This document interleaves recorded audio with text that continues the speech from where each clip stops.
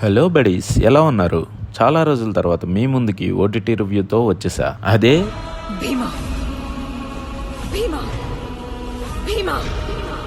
మ్యాచెస్టార్ Gopichand dual రోల్లో act చేసి ప్రియా భవానీ శంకర్ ఇంకా మాలవికా శర్మ హీరోయిన్స్గా యాక్ట్ చేసిన భీమా April 25 నుండి డిస్నీ ప్లస్ హాట్స్టార్లో స్ట్రీమింగ్లో అవైలబుల్ ఉంది.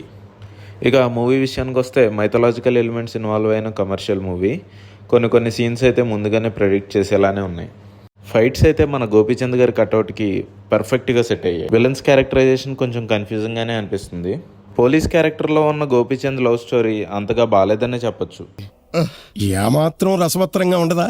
కామెడీ ఎలిమెంట్స్ ఓకేగా అనిపిస్తాయి. సింపుల్గా చెప్పాలంటే గోపీచంద్ గారు తప్ప ఈ మూవీలో ఎవరూ అంత పర్ఫార్మెన్స్ ఇచ్చినట్టు అనిపించలేదు. ఫస్ట్ హాఫ్ అంతా కొంచెం పాత చింతకాయ పచ్చళ్ళ అనిపించిన ఇంటర్వెల్ ఫైట్ ఇంకా క్లైమాక్స్ బాగున్నాయి. ఇక వీకెండ్ బోర్ కొడుతుంది అనిపిస్తే ఈ మూవీ థియేటర్లో మిస్ అయిన వాళ్ళు డిస్నీ ప్లస్ హాట్స్టార్లో ఉంది, చూసేయండి.